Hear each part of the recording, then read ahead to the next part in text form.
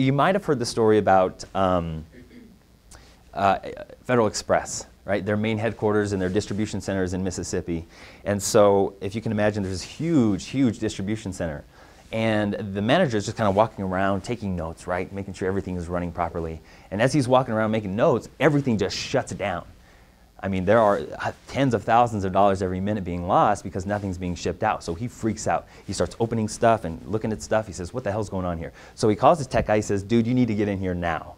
And he says, well, what's wrong? He's like, don't worry about it. Just get in here now. He's like, all right, settle down. I'll be there in a few minutes. So he shows up about 10 minutes later. He says, well, what's the problem?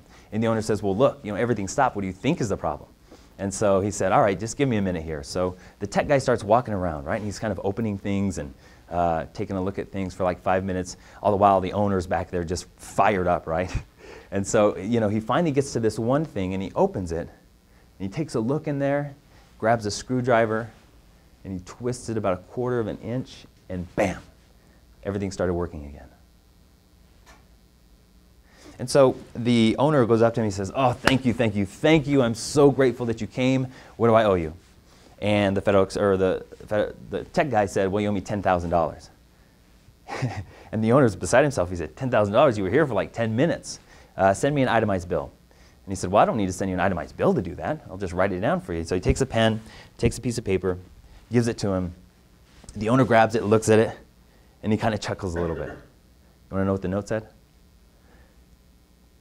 Yes. Turning screw, $1.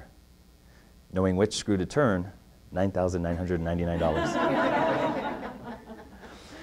So today is about not looking at our results and calling our results bad or wrong or way off. Today is about looking at our results and coming back inside and looking at the tiny little shifts that we need to make internally to align ourselves to where we want to go. It's about looking inside and shifting the screws that need to be shifted so that we can align with what we want.